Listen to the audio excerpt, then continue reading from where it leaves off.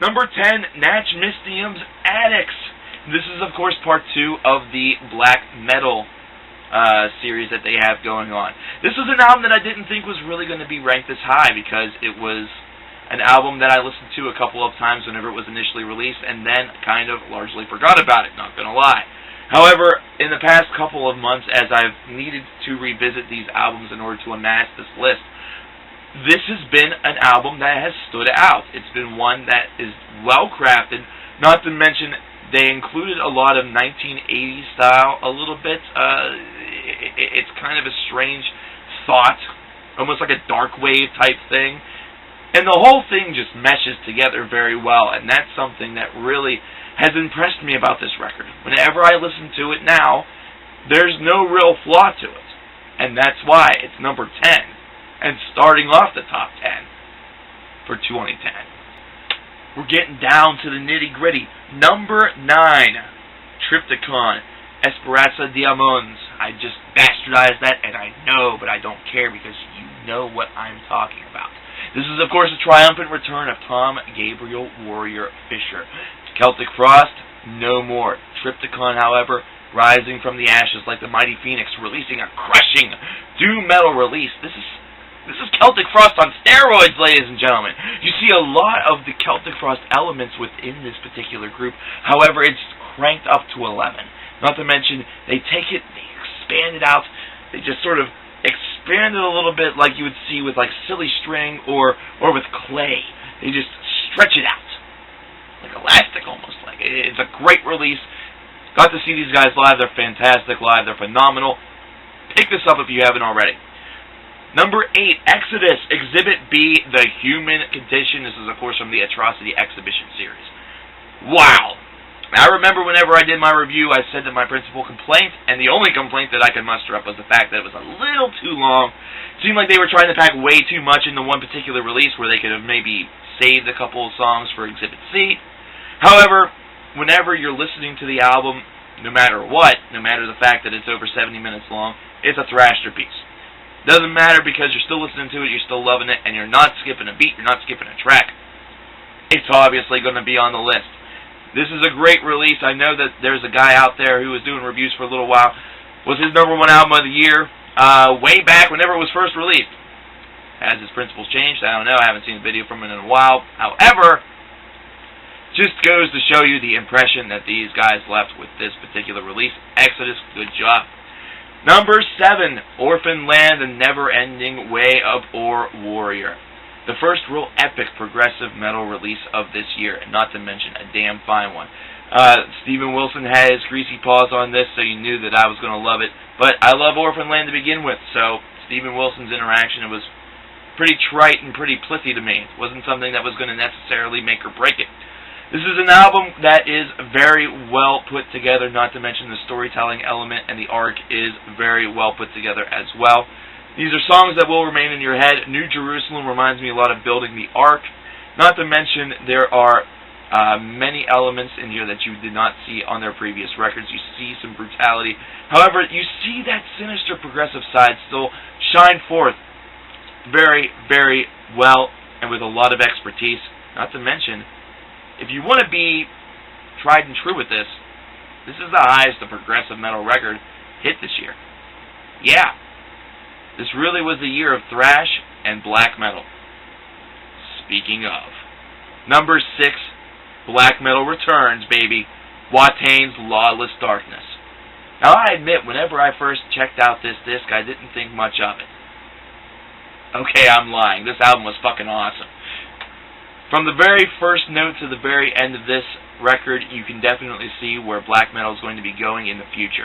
And that's something that Watain was able to meticulously craft with Lawless Darkness. They really shaped not just a fantastic 2010 release, but they also shaped the future of the black metal genre. This is one of those classics that people are going to look back on and say, whenever they review another black metal album, this kind of has a little bit of a Lawless Darkness influence. And that's something that you really want to have really attached to you. Watain has openly admitted that it has not been their goal to sound like all of the old school black metal bands of the past. And that's the reason why this album is actually as important as it is, not to mention as good as it is.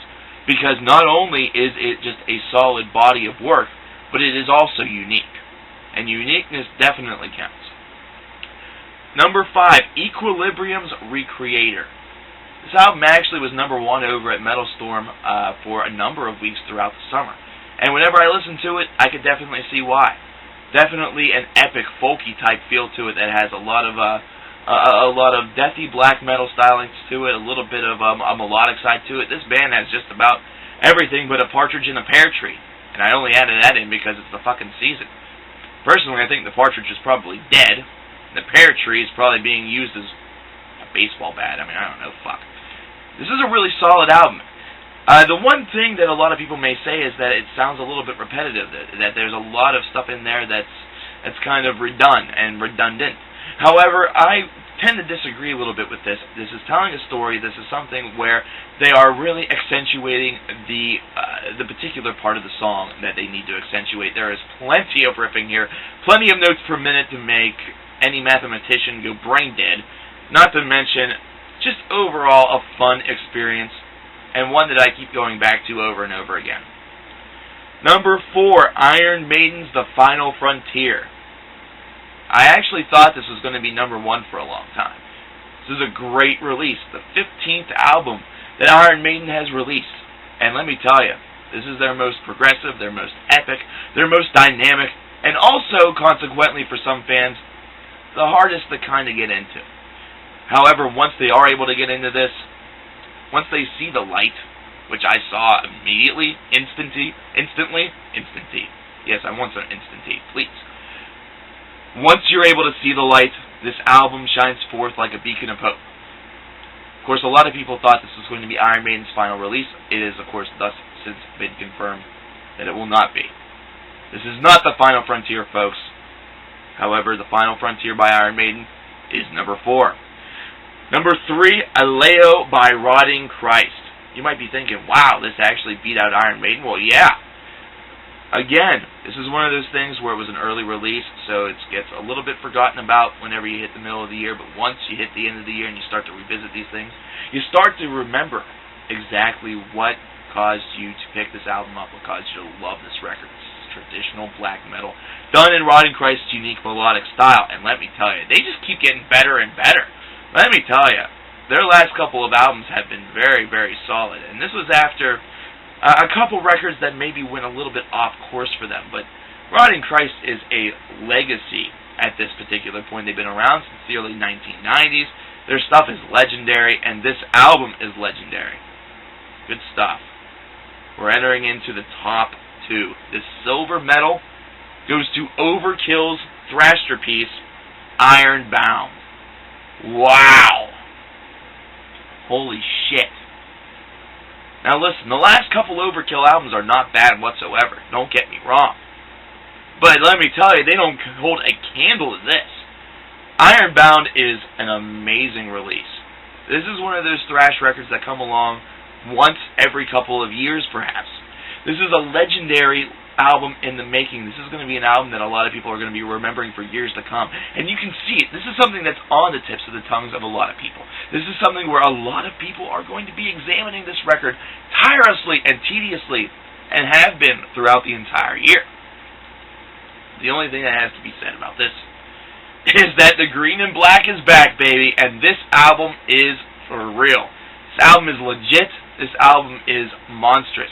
It's a riff fest. It's crazy. It's breakneck. The stuff live is orgasmic. It's good.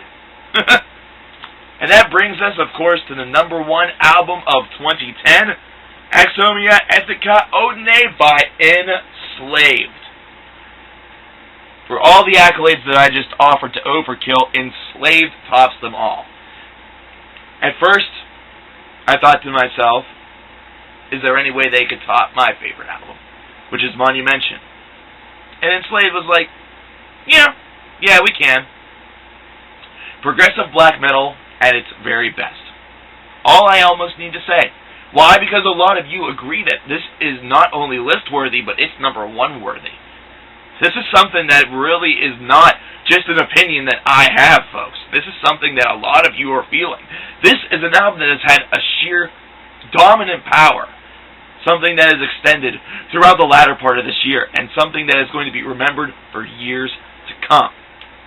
This is going to be the signpost.